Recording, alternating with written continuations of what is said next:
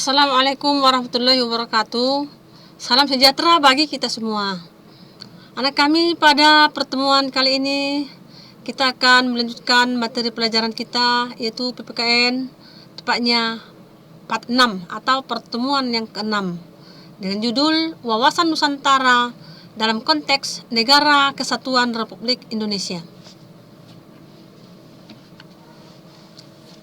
Perhatikan anak kami, di sini ada kompetensi dasar atau KD.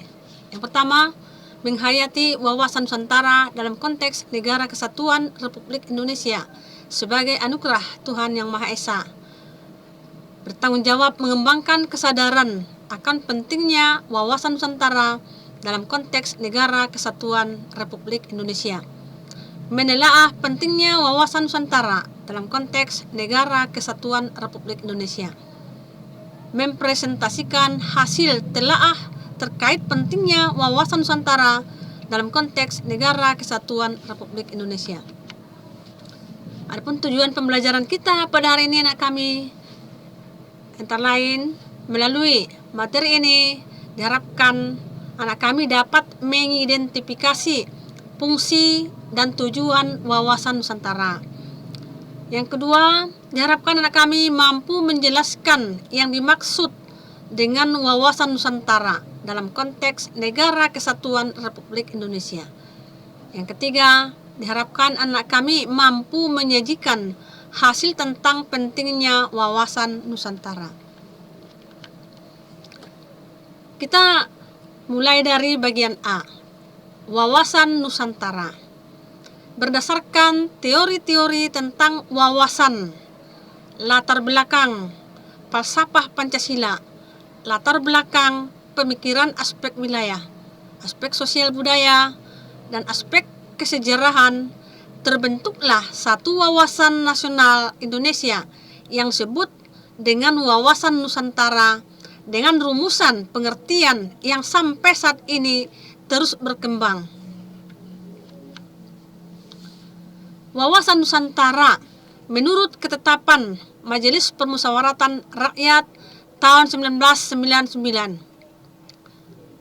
Yang dimaksud dengan wawasan Nusantara adalah cara pandang dan sikap bangsa Indonesia mengenai diri dan lingkungannya yang serba beragam dan bernilai strategis dengan mengutamakan persatuan dan kesatuan bangsa serta kesatuan wilayah dalam menyelenggarakan kehidupan bermasyarakat, berbangsa, dan bernegara untuk mencapai tujuan nasional.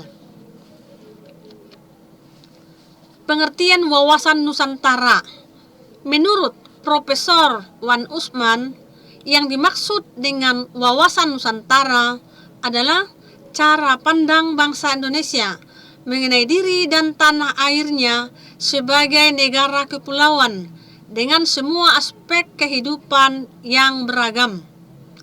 Menurut garis-garis besar haluan negara tahun 1998, yang dimaksud dengan wawasan Nusantara adalah cara pandang dan sikap bangsa Indonesia mengenai diri dan lingkungannya dengan dalam penyelenggaraan kehidupan bermasyarakat, berbangsa, dan bernegara. Menurut kelompok kerja wawasan Nusantara untuk diusulkan menjadi ketetapan Majelis Permusyawaratan Rakyat atau TAP MPR yang dibuat Lembaga Pertahanan Nasional atau Lemhanas tahun 1999. Yang dimaksud dengan wawasan Nusantara adalah cara pandang dan sikap bangsa Indonesia mengenai diri dan lingkungannya yang serba beragam dan bernilai strategis dengan mengutamakan persatuan dan kesatuan bangsa serta kesatuan wilayah dalam penyelenggaraan kehidupan bermasyarakat, berbangsa, dan bernegara untuk mencapai tujuan nasional. Berdasarkan pendapat-pendapat para ahli, secara sederhana, wawasan Nusantara berarti cara pandang bangsa Indonesia terhadap diri dan lingkungannya. Wawasan Nusantara sebagai wawasan nasional Indonesia pada hakikatnya merupakan perwujudan dari Kepulauan Nusantara sebagai suatu kesatuan dan pertahanan dan keamanan. Hakikat wawasan Nusantara. Apa saja itu hakikat wawasan Nusantara? Anak kami perhatikan. Hakikat wawasan Nusantara adalah keutuhan Nusantara dalam pengertian cara pandang yang selalu utuh menyeluruh dalam lingkup Nusantara demi kepentingan nasional. Hal tersebut berarti bahwa setiap warga masyarakat dan aparatur negara harus berpikir, bersikap, dan bertindak secara utuh menyeluruh demi kepentingan bangsa dan negara Indonesia. Dengan kata lain, hakikat wawasan Nusantara adalah persatuan bangsa dan kesatuan wilayah. Dalam garis-garis besar haluan negara disebutkan bahwa hakikat wawasan Nusantara dapat diwujudkan dengan menyatakan Kepulauan Nusantara sebagai satu kesatuan politik, ekonomi, sosial, budaya, dan pertahanan keamanan. Berikutnya anak kami, asas wawasan Nusantara.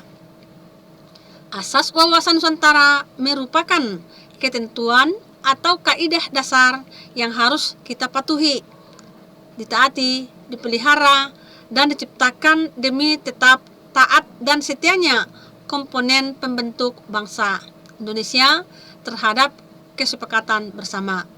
Jika asas wawasan Nusantara kita abaikan, maka komponen pembentuk kesepakatan bersama akan melanggar kesepakatan bersama tersebut, yang berarti tercerai-berainya bangsa dan negara Indonesia. Asas wawasan Nusantara terbagi sebagai berikut. A. Kepentingan yang sama. Maksudnya ketika menegakkan dan merebut kemerdekaan, kepentingan bersama bangsa Indonesia adalah menghadapi penjajah secara fisik dari serangan bangsa lain. Sekarang bangsa Indonesia harus menghadapi penjajahan yang berbeda dengan pada zaman dahulu kala. Misalnya dengan cara adu domba dan memecah belah bangsa dengan menggunakan dalih hak asasi manusia. Ya, sikit-sikit pelanggaran HAM, kayak gitu. Demokrasi dan lingkungan hidup. Padahal tujuan kepentingannya sama, yaitu tercapainya kesejahteraan dan rasa aman yang lebih baik daripada sebelumnya. Berikutnya, keadilan. Kesesuaian pembagian hasil dengan adil, jerih payah dan kegiatan baik perorangan, golongan, kelompok maupun daerah. Kejujuran, keberanian berpikir, berkata, dan bertindak sesuai realita serta ketentuan yang benar, biarpun realita atau ketentuan itu pahit dan kurang enak didengarnya. Demi kebenaran dan kemajuan bangsa dan negara, hal itu harus kita lakukan. Solidaritas, sangat diperlukan kerjasama, mau memberi dan rela berkorban bagi orang lain tanpa meninggalkan ciri dan karakter budaya masing-masing. Kerjasama, adanya koordinasi, saling pengertian yang didasarkan atas kesetaraan sehingga kerja kelompok, baik kelompok kecil maupun besar, dapat mencapai sinergi yang lebih baik. Kesetiaan terhadap kesepakatan bersama untuk menjadi bangsa dan mendirikan negara Indonesia yang dimulai, dicetuskan, dan dirintis oleh Budi Utomo, tepatnya tahun 1908, Sumpah Pemuda tahun 1928, dan Proklamasi Kemerdekaan yang merupakan puncak proklamasi, yaitu tanggal 17 Agustus 1945. Kesetiaan terhadap kesepakatan ini sangat penting dan menjadi tonggak utama terciptanya persatuan dan kesatuan dalam kebinekaan. Jika kesetiaan ini goyah, dapat dipastikan persatuan dan kesatuan bangsa akan hancur berantakan, berkeping-keping.